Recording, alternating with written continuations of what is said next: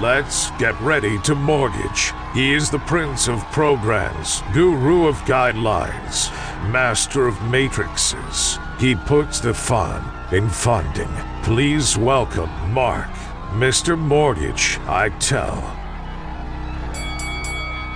All right, my name is Mark Eitel. This is the Mr. Mortgage Show, and buckle up, Buttercup. We have an awesome show lined up for you this week. My God, all of the craziness that's happening in the stock market and in banking. I've gotten so many questions about it. We're going to dive into all of that this week. Hey, but before we do, I want to share a nursery rhyme for Mr. Powell. Tick-tock, bank stock. Thank you, Chair Jerome. It's crazy out there, guys. I've had so many questions about what's happening with the banking industry and how that's going to affect real estate. There's still a ton of interest in buying real estate, but now, in addition to worrying about interest rates and prices and the inflation pressures, there's a whole new feeling of unease because here we go seeing the headlines, right? Bank bailout, 2008 all over again. And there's about 100 people on social media I'd love to grab by the scruff of the neck and slap some sense into them, because it's interesting how everybody will latch on to the latest, greatest, and oftentimes the scariest headline and start running around out there talking a little bit about what's happening and spinning it into all of this disaster news. So guys, I'm not saying that this is not to be concerned about. Absolutely not. We need to watch closely. But I do want to talk about how it directly affects the mortgage space and real estate, because a lot of people are under the misconception that what tripped Silicon Valley Bank up, SVB, was the investments they made in mortgage-backed securities. So the headline started, and we stayed out of this conversation last week, guys, and we did that on purpose because I wanted to let all the dust settle and let the emotion leave the space, because you hear me say it all the time. Logic and emotion can't live in the same brain at the same time. And if you have any interest in social media, you know that to be the case, because there was some crazy rhetoric being thrown around out there. But guys, now we're going to jump in, and I want to talk about what happened and why it happened as it relates to real estate. I'm not going to talk about the politics and Dodd-Frank and fractional banking and them over leveraging themselves. What I want to talk about is the risk class of the asset that they invested in, which was treasuries and mortgage-backed securities. And the headline that I saw that really, really infuriated me was mortgage-backed security investment coupled with the bank bailout. Here's 2008 all over again. And I don't remember exactly what it said, but that was the spirit of all of it that was being tied together. And it scared the heck out of a lot of people. So guys, the way banking works is if you make a deposit, that bank is paying you interest. They've got to go out there and earn money. That's actually a liability to them when you give them that cash, because now they've got to give it back to you plus a little bit more. Well, the only way the bank can make money is if they either invest it, as SVB did, or they loan it to other people at a higher interest rate. So if they take your money and give you 1% for round numbers, and they charge somebody 2 or 3% to borrow it, now they're making a profit. Well, that works. That equation works as long as you don't need your money back. So keep that little point in mind. Let's kind of put a pin in that because we're going to come back to it. The other way they make money is by investing it in other types of securities that will give them a safe, reliable return. Well, one of the safest asset classes in our economy are bonds, treasuries, mortgage-backed securities, that type of product where you say, okay, for the 60-month period or the 72-month period or the 48-month period of this investment, I'm going to realize a 2%, 3%, 5% gain. They're not sexy gains because they're safe, right? So what SVB did was at the wrong time, because interest rates were at historic lows, they went out there and they dumped a bucket load of money in these treasuries and mortgage-backed securities when rates were under 2%.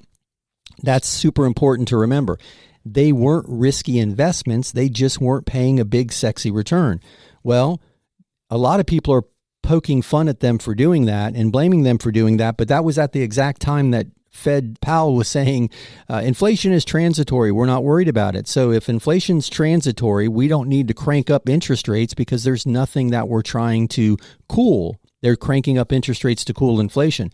So the big smart people told the whole world there was no inflation to worry about. So the big smart people at SVB ran out there and bought a bunch of these under 2% investments. I guess it was 1.7 was the latest I read. And guys, this isn't a detailed description. I'm just giving you an overview. So what happened was interest rates start going up significantly. It starts to cost a lot more money to borrow money.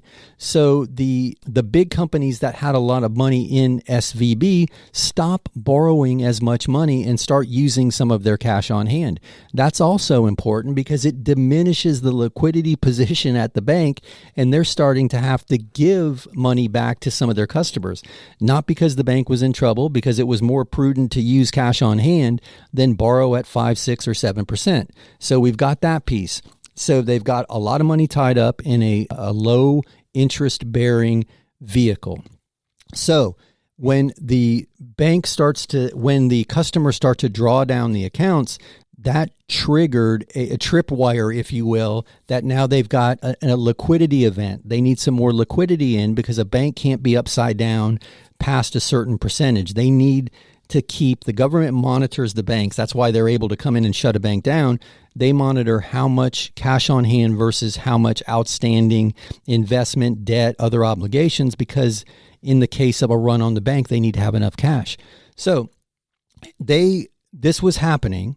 And the big smart people at SVB said, we need a liquidity injection. We're going to sell a piece of the bank. Well, as soon as that word hit the street, it scared the heck out of everybody. So more people started drawing down their accounts. So logically, you just go sell all those treasury bills, right? You sell all those mortgage-backed securities. Well, guys, they're not a sexy investment right now because they're paying less than 2%. So if I've got $1,000 and I can loan it to SVB or I can buy their bond for less than 2%. I can buy that, or I can go buy a brand new one just issued today for 4 or 5 or 6%. Where am I going to go? I'm going to go get the higher interest yielding investment. So the only way that they can gain liquidity from those positions are sell them at a loss. If you sell me that bond for $800, then my net gain is a plus.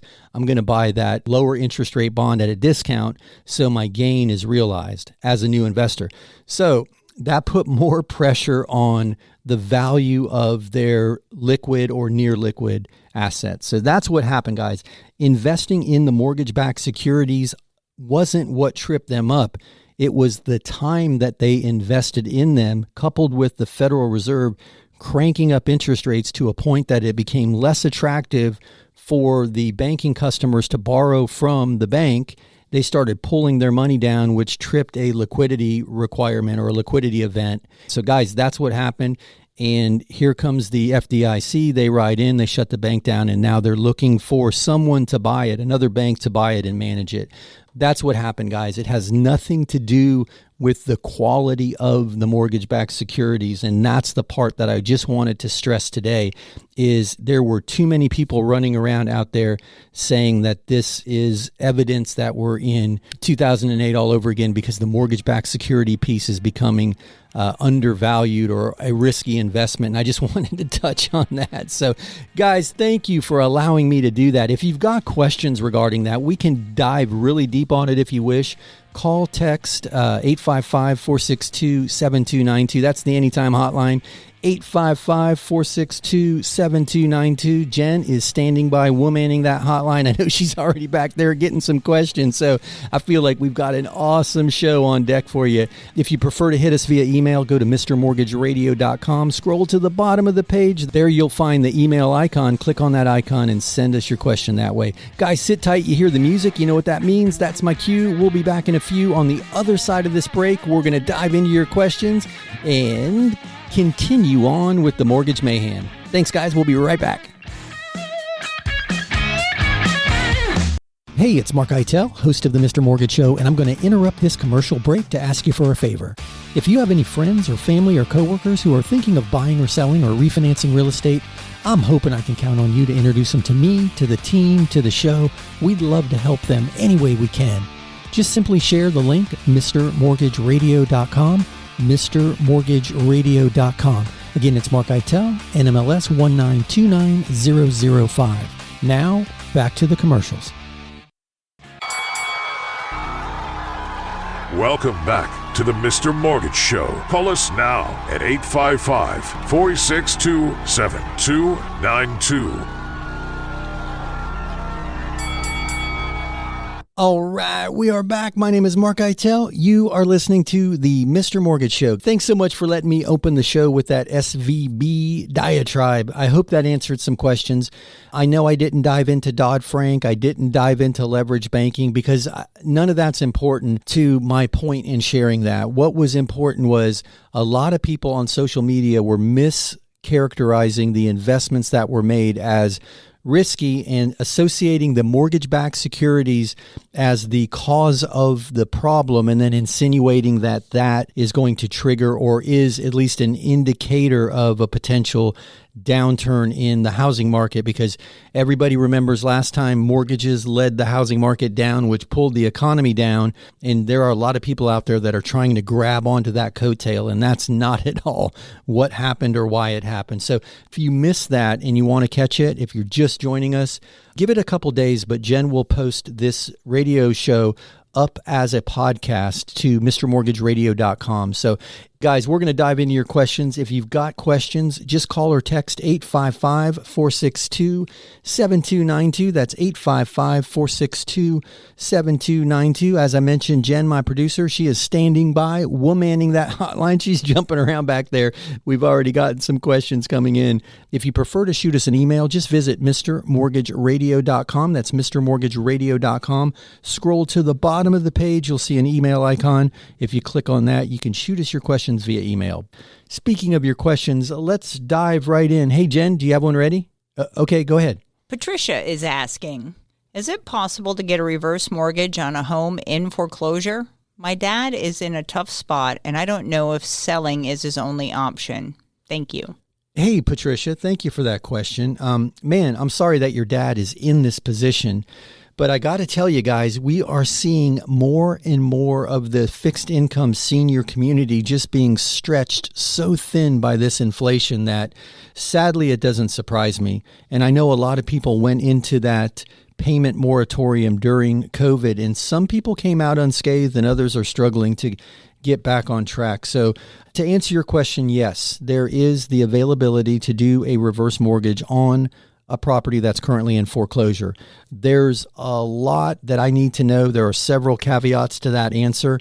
You know, the main thing being that there is enough equity, because the lender is going to take a portion of that equity and set it aside in an escrow account for future payments of taxes, insurance, and if there's an association fee, to make sure that those are being paid. Because whether this is a fault of your father's or not, in foreclosure, the lender identifies that the ability to manage those monthly expenses are no longer being met. So they meet those by setting aside an escrow account with those expenses. So assuming that the money is there in the form of equity, then yes, you can do it. But you mentioned that he's considering selling. If selling is his goal, there might be some other opportunities. And here's one to consider. And I don't know if this would work, but the higher interest rates may work in his benefit if he was to sell the property and hold the mortgage, as if there's enough equity to accept a down payment, let that down payment pay off the loan that's in foreclosure, and then collect a monthly mortgage payment, if you will, from the new buyer. So we've seen that work in the past. And guys, one thing that's super interesting right now, a lot of people are hearkening back to 2008 and saying, here we go again. And you know my thoughts on that. I just spent 10 minutes on the other side of that break sharing those with you. But it's interesting because last time nobody had any equity. This time everybody, well, that's not true. Not everybody, but a lot of people have equity.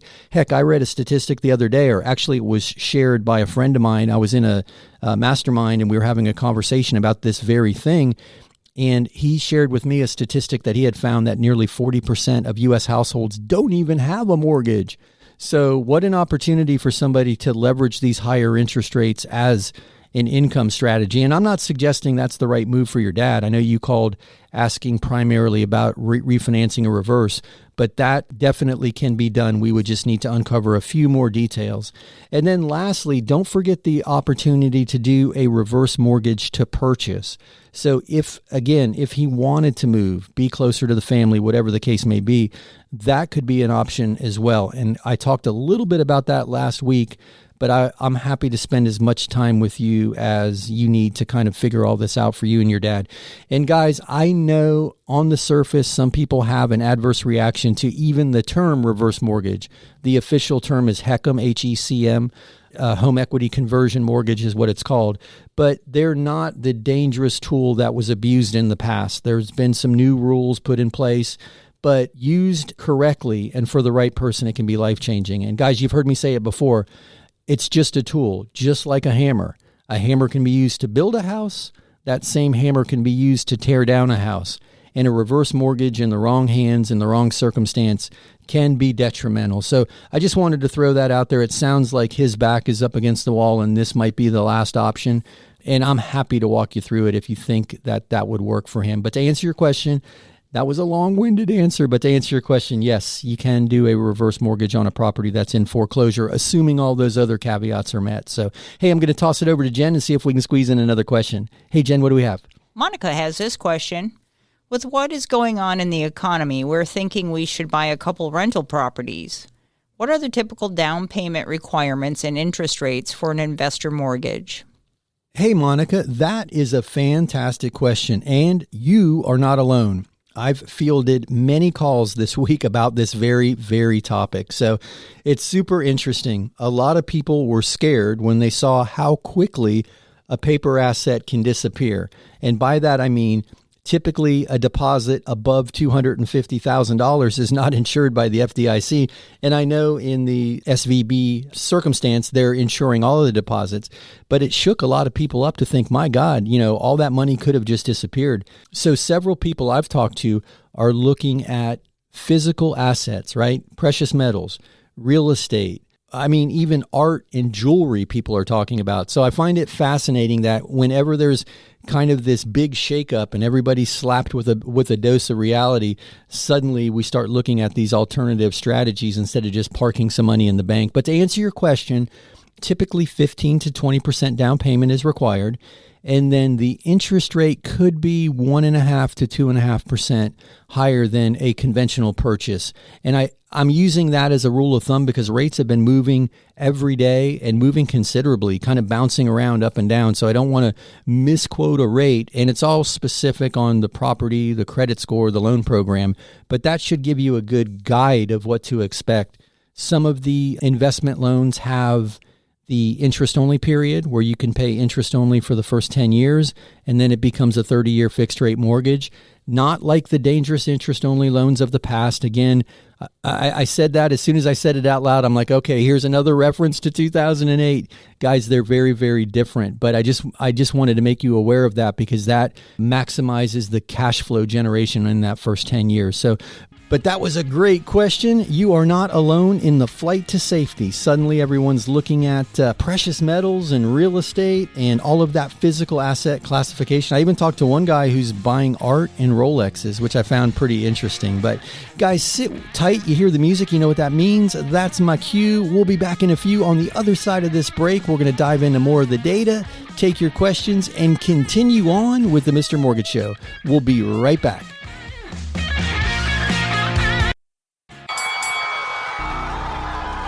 Welcome back to the Mr. Mortgage Show. Call us now at 855-462-7292.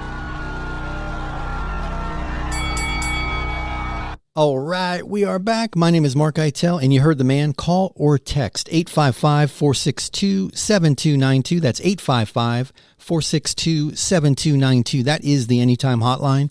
And Jen, my producer, is standing by, womanning that hotline. She'll get you on the air. 855-462-7292.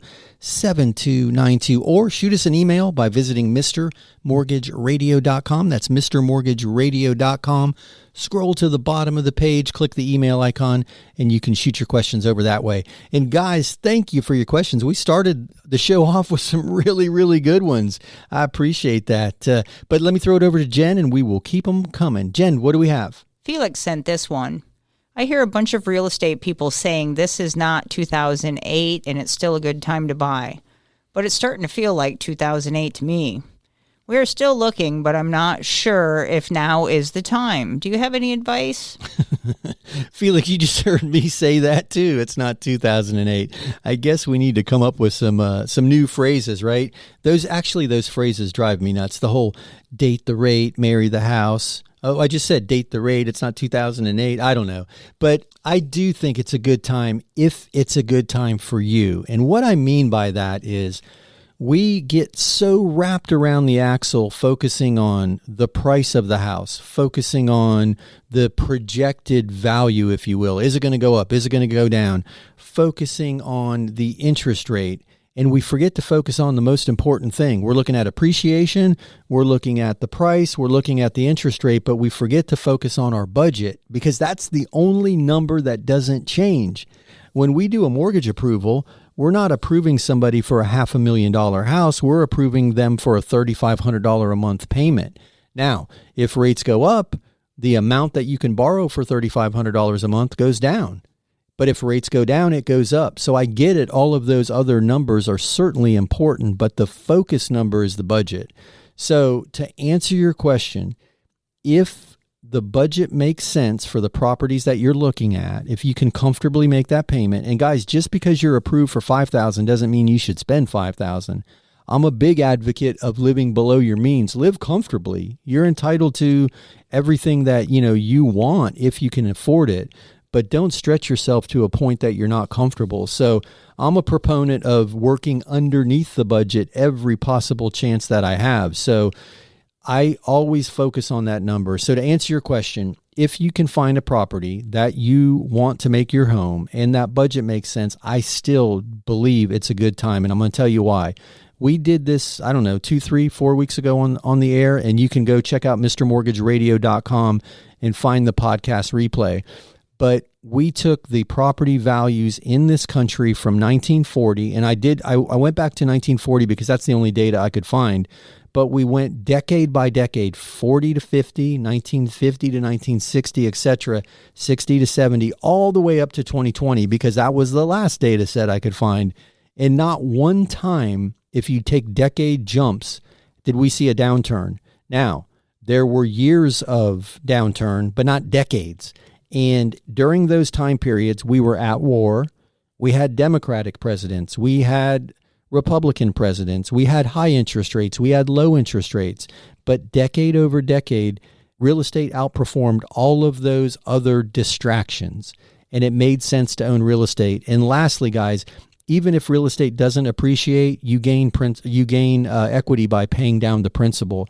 And until you can figure out a way to live for free, it's not an expense that you really have a choice about. You're going to pay rent or you're going to pay a mortgage payment, unless you're living in your mom's basement. And then, man, be nice to that woman, help her with the dishes, do the grocery shopping, because you're not going to find a cheaper place to live than mom's basement. Come up from the basement once in a while and help out around the house so she doesn't boot you. But no, I'm kidding in that respect. But what I just want to encourage everybody is to focus on the budget, because watching the rates, man, I watch them all day, every day, and it makes me crazy. I could imagine basing my entire decision on the interest rate.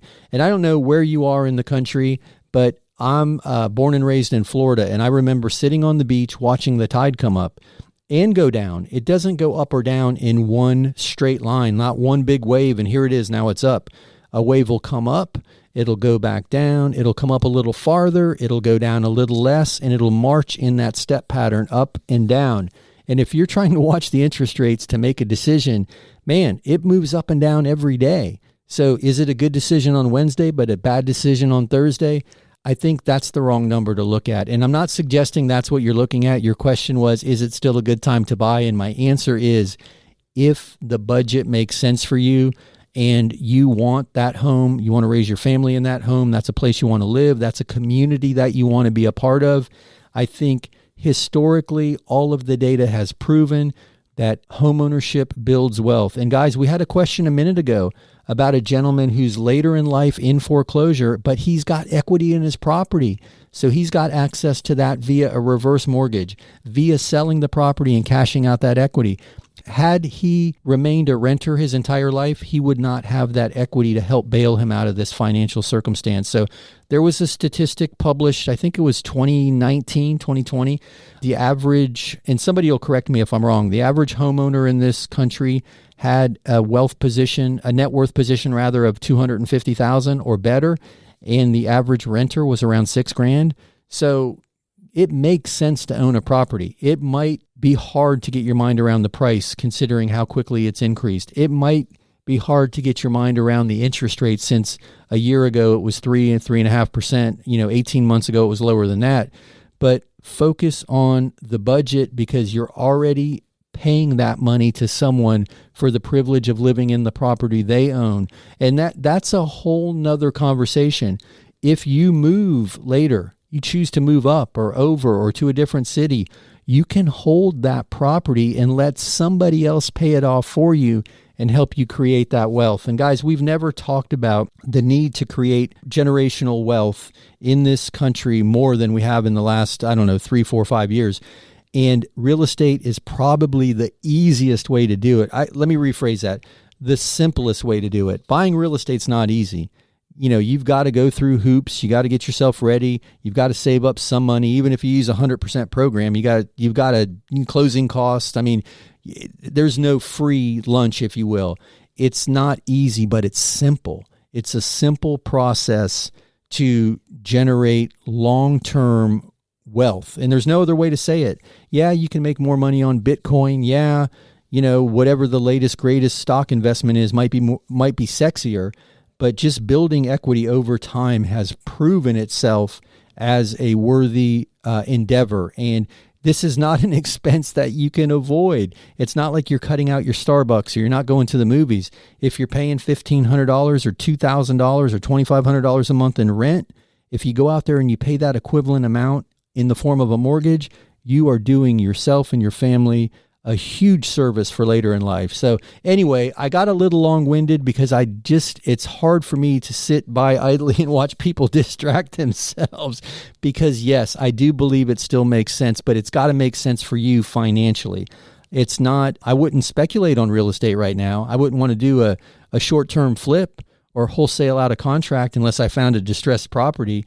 But if I was buying a property to we're looking at properties. Let me just say that. I'm looking at properties every day for me. So, yeah, I do think it's still a good time. But there's a lot of moving parts around that, and I hope I addressed all of that. Thank you for indulging me that. Anyway, that was a brilliant, brilliant question. I do appreciate it. But guys, you hear the music? That's Jen's way of saying, Mark, get off the soapbox and stop talking. We got to jump into a break. That's my cue, guys. We'll be back in a few. Sit tight. On the other side of this break, we'll be back to take more of your questions and continue on with the Mr. Mortgage Show. Sit tight. We'll be right back.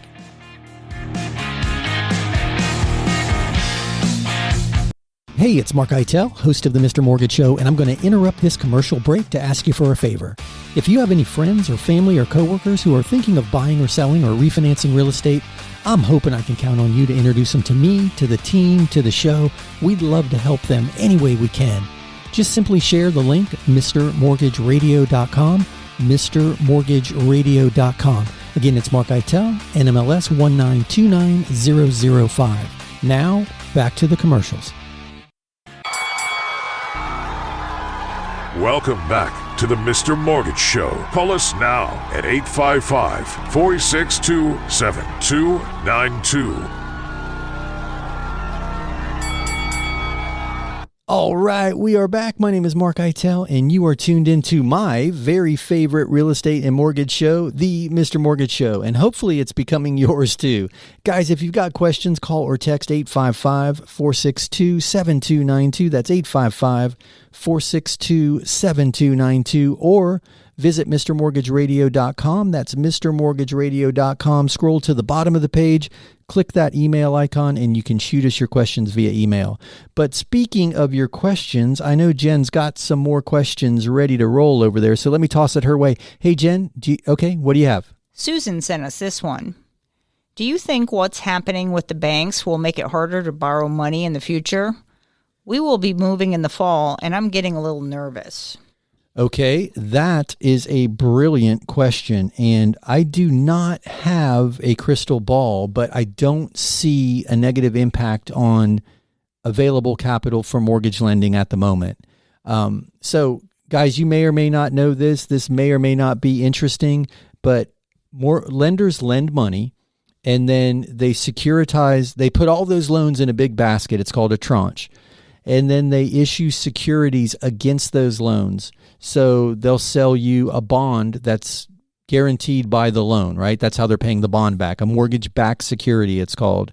So right now, there's still an appetite for that recapitalization component. There's still people buying, there's still institutions, there's still governments, there are still investors buying those mortgage-backed securities. That does not have a direct impact based on what's happening in the banking environment at the moment. Now, something could change, but right now the quality of the loans and the interest rate that they're being sold at is still desirable for investors, and that's the component that provides the liquidity, because every time the bank loans money, once they get to a certain point, they take all those loans and sell the mortgage-backed securities against them so they can recapitalize and lend more money. And at the moment, that does not appear to be interrupted. But brilliant observation.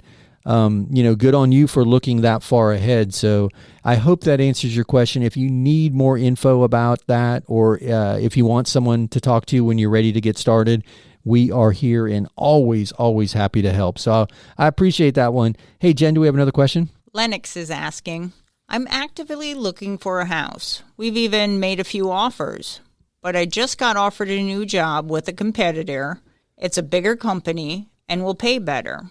If I take the job, can I still get a mortgage, or will I need to wait for 2 years? Hey, Lennox. Brilliant question and fantastic name. That's a very cool name. I haven't heard Lennox since Lennox Lewis, the boxer back in the day. But anyway, great name and great question. So to answer it, it depends.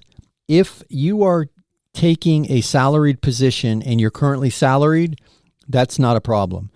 Do it as soon as possible, though, so that it's easy to document that transition. You mentioned that you're not yet under contract. So if you're going to do it now and then start the approval process. But you're not going to need to wait 2 years. If you're, the manager of a company X and now you're the manager of company Y, and you mentioned it's an increase in pay, which is awesome, and you're getting paid, W-2 to W-2, then it's not a problem. Where it becomes a challenge, and you hear that 2-year rule, is if you're going from, you manage a service company and now you're going to go sell for a competitive service company on a 1099, you haven't established a consistent income, a verifiable income as a commissioned employee.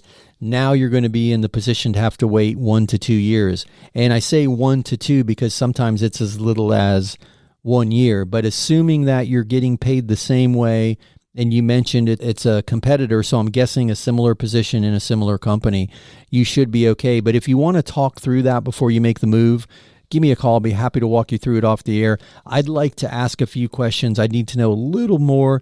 Are you getting a bonus now and that bonus structure is not there? There's certain things that you're going to want to give some consideration to make sure that your pay package, it doesn't have to be the same. It's great that you're getting a raise, but that the way you're getting paid and the duties that you're performing are similar, so that your history with the former employer, your current employer, I guess, because you haven't left yet, can carry forward, and you're not going to have to start from scratch with that new employer. I hope that answered that question. That's a good one. We saw a lot of that during the pandemic as people were, moving around and making some significant changes, and where it became a challenge was if they were going into a commissioned only type of position where they're now getting paid on a 1099, and we've not established that income that verifiable income pattern as a commissioned person. So brilliant question, and good on you for considering that before you take that job. So I hope that helps. But hey, Jen, do you have another one? Terrence sent this text. What is the normal down payment for a first-time buyer? Also, what minimum credit score do I need? Okay, something's fishy here. We just had Lennox, who was a British boxer, and now we've got Terrence, and my mind goes to Terrence Trent D'Arby, who was a British singer. I don't know what's going on. Is this the British invasion all over again? I love it. That's very, very, very cool. But anyway, to answer your question, there are some programs that require no down payment. There's the USDA is no down payment. There are grant programs that you can couple with the FHA loan to get to 100% financing. The seller can pay closing costs with that program, so you can get in with very little money out of pocket. I mean, there are a lot of programs out there right now. Some are specific to first-time buyers and some are not, but a variety of programs. But let me give you the kind of rule of thumb generic answer. So FHA loans require 3.5% down.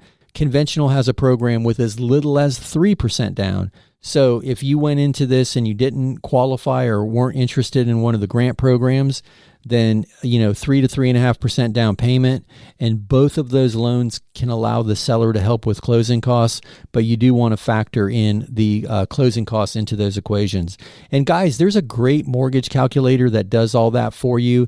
If you go to mrmortgageradio.com and scroll, I think it's tabbed out as mortgage calculator, but mrmortgageradio.com and hit that mortgage calculator button, it'll help you figure out all of that. So if you find that useful, let me know. And if you need more information, I'll be happy to jump in and help. But I hope that answered your question. It's a good one. And to credit score, I guess, before I move on, FHA, you can go down into the 500s. Obviously, the higher the credit score, the easier it is to go through the process.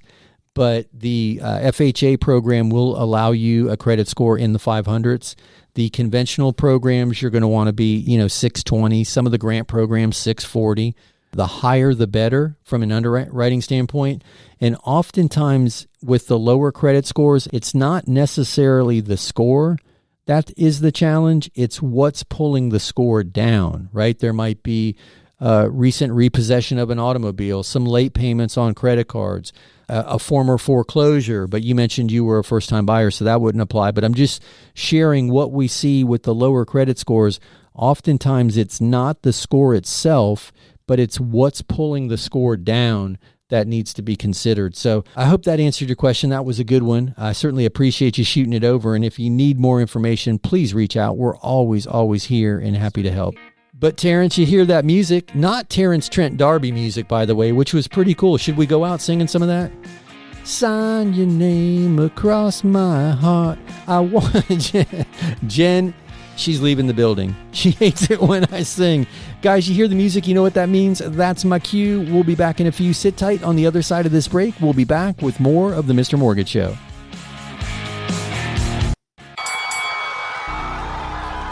Welcome back to the Mr. Mortgage Show. Call us now at 855-462-7292.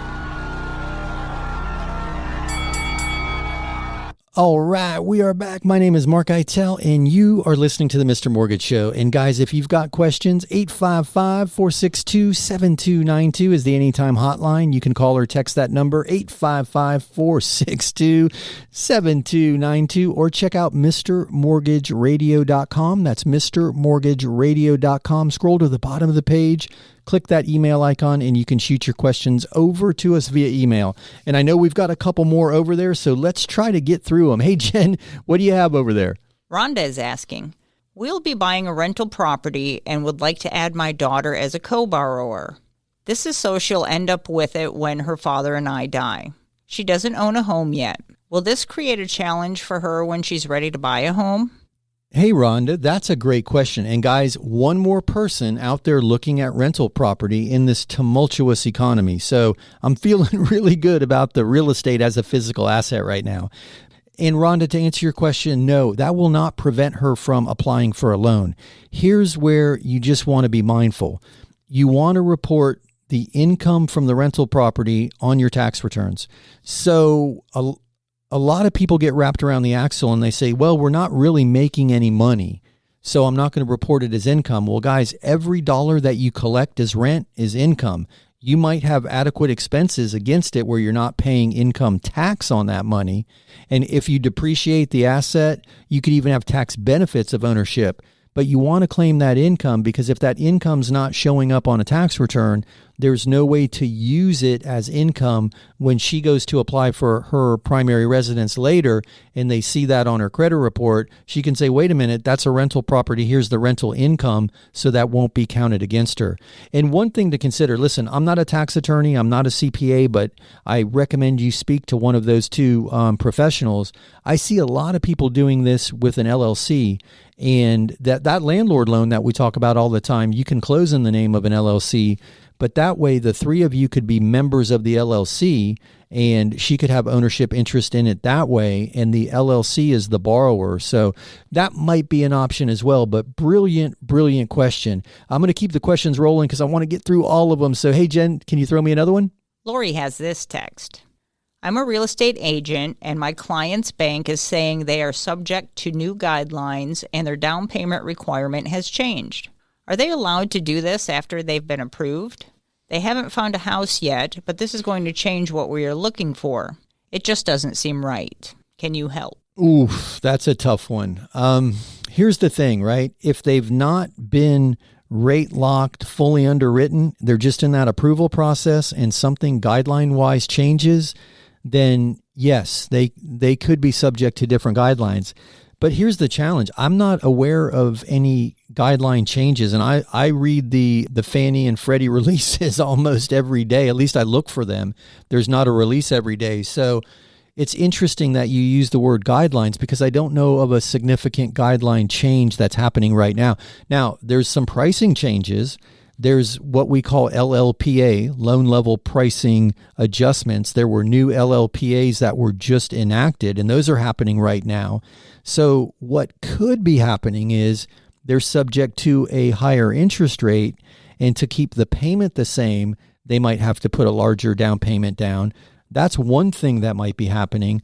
Another thing that could be happening, and this is where, if it is, we might be able to jump in and help, is that sometimes banks put what's called overlays in place, and they'll mistakenly refer to that as a guideline. But an overlay is a temporary, often more restrictive guideline that a single bank or a single lender is putting in place on their portfolio because they don't want, here's an example. Freddie and Fannie, right? They write the guidelines. And if we underwrite a loan and a bank funds a loan, or we as brokers originate a loan to those guidelines, they're saleable to the GSEs because it meets the guidelines. Well, during COVID, the banks were nervous and they're like, well, I don't know if we're going to fund against manufactured homes. Here's an overlay. Here's a temporary, more restrictive guideline, if you will, but it's really an overlay. So if that bank just put some overlays in place because they want to pump the brakes on a certain type of loan, a certain type of property, because they're exposed to too many townhouses or manufactured homes or whatever it is, condos in Florida, and they're pumping the brakes and saying, okay, we're putting a temporary, more restrictive guideline in place, and it's just that, it's an overlay, then someone like me can jump in because we've got access to over 100 sources of funds and originate and close that loan to the original guidelines. So I would need to know a lot more. I'm sorry that you're going through this. I mean, sometimes it feels like the banks make all the rules. I totally get that. I fight every day for our borrowers, so I understand your frustration. If you'd like to have a conversation off the air to see if there's something we can do, I'm happy to jump in. I appreciate you having enough confidence in me to shoot us that question. But I would ask the bank, is it a guideline? Is it an overlay? Or is it a debt to income issue because of a new loan level pricing adjustment? And I know all that's confusing lingo for the average person, but you said you're an agent, so I'm sure you get it. And I hope that helps. Let's talk off the air and I'll walk you through it if I can. Hey, Jen, can we squeeze in some more questions? Carter sent this one. I listened to you talk on YouTube, and you briefly mentioned watching the rent gauge as an indication of a downturn in housing. Can you explain this? Thank you. Hey, Carter, thanks for that, my man. I appreciate it. Somebody found us out there on YouTube. You had to blow the dust off that channel because no, I'm kidding. But if you saw me on YouTube, you know I definitely have a face for radio. So I appreciate you sitting through that. I don't remember, the rent gauge thing is not a term that I use often. I think what I most likely was talking about is watching average rents as a gauge to see if home values are supported at these prices and these interest rates. And what I mean by that goes all the way back to that earlier question that we had about buying right now in this environment. And I really lean on that budget number. Let's say, for example, you can go rent a house for, well, here's a perfect example. I've got a friend of mine. He's on an airplane right now flying down to Panama, and he's looking at real estate, and he's showing me these beautiful homes. And I said, how much is that house? Well, it's $450,000. Well, I mean, it was amazing. Here, that would easily be $1.5 million, $2 million, depending on where in the country it was. It was beautiful, maybe even more. It was overlooking the mountain. I mean, it was an amazing house. He wants to buy the property and rent it out until he can move down there permanently later in life. And I said, that's awesome. What is that rent for? And he said $1,500 a month. And I said, well, you're never going to pay $450 for a house that you could rent for $1,500 a month, are you? And he said, absolutely not. I'm going to go down there and sign a lease for $1,500 a month and put my $450,000 to work, making me enough money to pay my $1,500 a month rental costs. So that's what I'm talking about. If you look at a property, could you rent it for less than you could buy it for? And if that gets out of balance and renting becomes cheaper, then more people might be satisfied renting. If it's a push, or even if owning is a little bit more money, it makes sense to buy. But that's what I'm talking about, where I'm saying gauging the cost of rent versus where home prices are. So anyway, I'm sure that's what it was. I hope that helps. And thanks again for checking us out on YouTube. Hey, Jen, do we have time for another question? Can you throw me one more? Okay, what do we got? Rebecca sent this one. We've been trying to catch a dip in the mortgage rates so we can start the refinance process. One day we see them down and then they jump up again. What should we be looking for? Thanks for your advice. A crystal ball? No, I'm kidding. That's a brilliant question. So you're a little bit ahead of the game to try to grab a rate lock because you're not yet in the process. So go ahead and start the process, get approved. So your approval is there, your deal is pending, and you're just waiting to lock the rate. That way you can move on a moment's notice. If you get a midday dip, you can lock the rate and move forward. So first step is get into the process, get your approval in hand, and then watch for the rate. My second piece of advice would be go ahead and establish your target rate ahead of time. And then once you hit that target, pull the trigger and don't look back. Because let's say, for example, your target rate is 6.25 and you get a dip to 6.25. The last thing you want to do to yourself is say, well, let's see if we can get 5.99 or 6. And then rates move in the other direction. And now you've cost yourself that opportunity that you worked so hard to get. So get approved, set your target, and then when you see the target, pull the trigger and don't look back. That would be my advice. And brilliant question, by the way. Hey guys, you hear that music? You know what that means? That is my cue to wrap up another week here at the Mr. Mortgage Show. My gosh, where does the time go? I have so much fun on the air with you. I know Jen has fun with you too. So guys, we'll be back here next week, same time, same station. If you need us during the week, all of our information can be found at Mr. Mortgage Radio. That's MrMortgageRadio.com. One more time for the kids in the back, MrMortgageRadio.com. Have a fantastic week. Jen and I will be back here, same time, same station, next week.